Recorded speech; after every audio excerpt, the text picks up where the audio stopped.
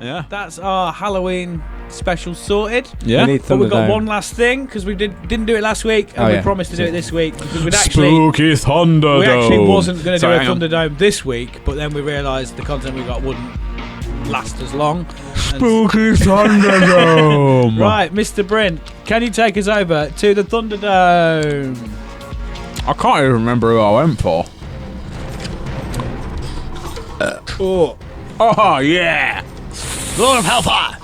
Right. Founded motherfuckers one time. For those who haven't watched or listened before, the Thunderdome is a place where I give the boys a category or a field of work, and they select a character or person from that field of work, and they are pitted together in a top trumps battle. One will be welcomed into the world of Utopia, and the other will be cast into the Utopian volcano. I kind of don't want any of these to come in because it doesn't make sense to let them in, but them's the rules. And what's a utopia without a serial killer or of some form?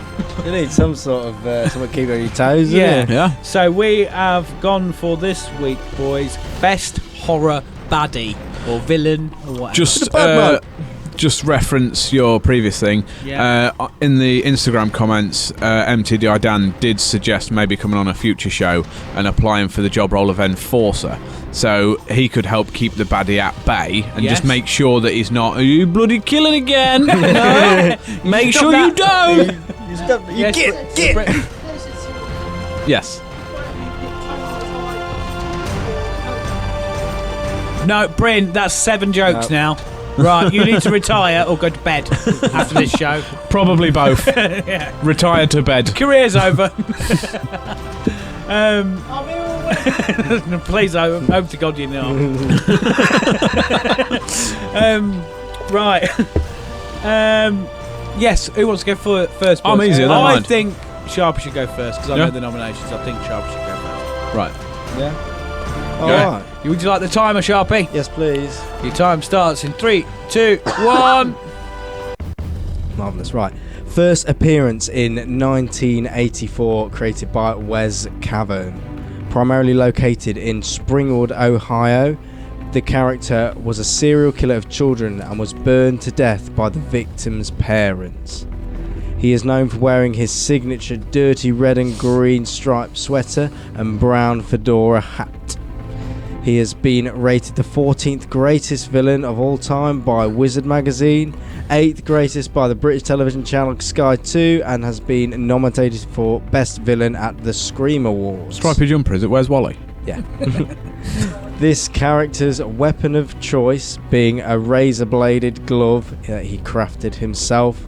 Killing his victims in their dreams, the character becomes almost unstoppable and incites fear through no one being able to save you from this chilling way of murder.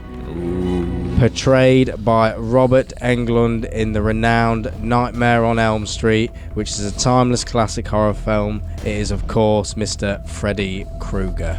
Ooh, sure. Creepy. Yeah. Krueger. I've never seen it. Like I say, this episode is not the one for me because You don't like your I mean, I'm kind of glad we knocked on there. We were going to talk about ghost stories. I had to and do a lot happening. of research for this one, so. Yeah. Well, I like it because I think he's a strong one. He's a classic. Yeah, well, what I you don't can't understand is you had a get list. What was he? 14th. 14th, 8th, and then nominated for best. So he villain. want number 1. No, You didn't think but I'll go for number 1. I went for as the a guy that I nomination? thought, how the fuck do you run away from your dreams? No, normal serial killer. Put him in jail. I don't think it's going to be as scary for me now because there's Scary Terry off Rick and Morty, which is based on him. Yes. It's like you can run, but you can't hide, bitch. That is true. But when, like, Go on. Maybe.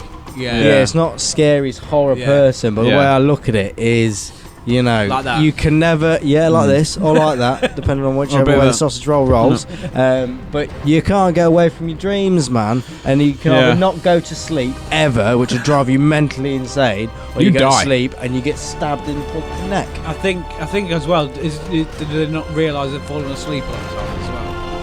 I think, in the film.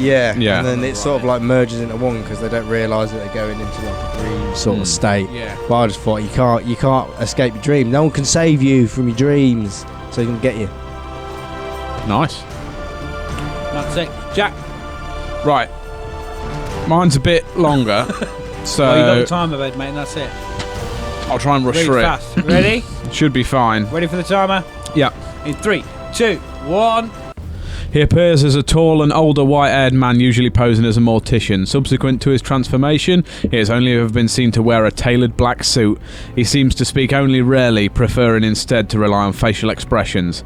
Angus Scrimm was chosen to portray him because when the director and Scrimm worked together on a previous film, Scrimm was able to frighten a kid just by staring at him while raising one of his eyebrows. He has superhuman strength. He has been seen lifting a man or even an entire occupied coffin with only one arm and little effort. He has also been seen to possess telekinetic abilities, able to control both inanimate objects and people with only the use of his mind. Any parts of his body that were severed or otherwise amputated from his body were known to subsequently transform into hostile insect-like creatures. He routinely surrounds himself with various accomplices ranging from apparently willing human aides to resurrected corpses and other demonic creatures. His main source of assistance comes in the form of corpses he exhumes from the graveyards under his control. After digging up the cadavers, he crushes the body to the size of a dwarf, removes the brain and reanimates the body. Originally, he was a mild-mannered 19th century mortician by the name of Jebediah Morningside. After years of performing funerals and burying the bodies of those who had died, he began to develop a fascination with any possible connection between our world and the world of the dead. Jebediah's research eventually led him to construct a machine that enabled him to travel through time and space. After going through the portal for the first time, travelling to a destination unknown, he promptly returned, irreversibly changed, and henceforth known as the Tall Man. The Tall Man? That's Bryn's uncle. Tall Is he? geezer. Your uncle's 7 foot. That dude's huge. Tall. But I brought the Tall Man to the table. Fuck knows who he is, but he's tall. I don't know. That's what I've done on the Pokemon cards It's on the tall. screen. He's tall. Welcome to primetime, bitch. Yeah, and then the tall man, he's tall. It's not allowed. It is I have tall. no idea who that is. I don't know, but I googled him and he looks sick.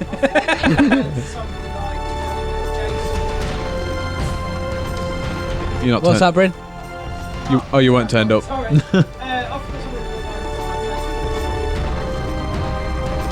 Yeah. No, I was far. I was going to go. I just found the most weird horror guy I could do. Yeah, just went for Bryn's uncle. Yeah. Sounds pretty creepy. I did like, my favourite bit was that. Where is it? His main source of assistance comes in the forms of corpses that he exhumes from the graveyards under his control. After digging up the cadavers, he crushes the body What is a cadaver? the dead body.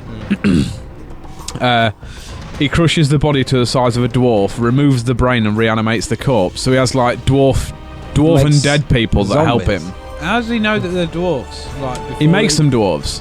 Oh, right. He gets normal sized people, squashes them, and then takes the brain out. Fuck knows why. And then they help him. He's got short man syndrome, Makes hasn't him really short. So that suck his dick. he? Yeah. It's weird, man. And he's got that weird, like, crushes stuff. He's real strong. He just wanders about raising his eyebrow at people. Yeah. he's This is the Rock. that's him.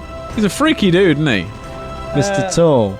Yeah. This is Mr. Blades. It's called the Tall Man Look at that sick versus hat. Freddy Krueger. He's got fancy gloves, though, hasn't he? Yeah, it's got fancy good. Right, so down to the public then, boys. Yeah.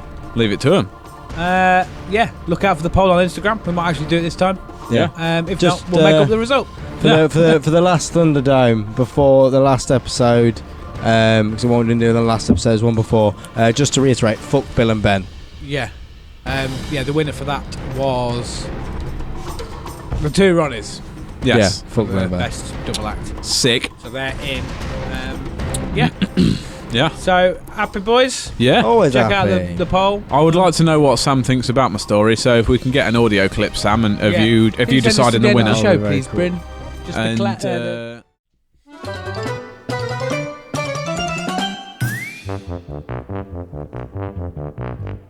Welcome to Utopia, please make yourself at home. It's the only place on earth where you can bitch and moan. There's something here for everyone to make you feel quite great. Just as long as we've already let it through our gates. This is our dreamland, this is Utopia. Yet another little podcast for you. This is our dreamland, this is Utopia. It's where we discuss the little things and make them better for you. This is our dream.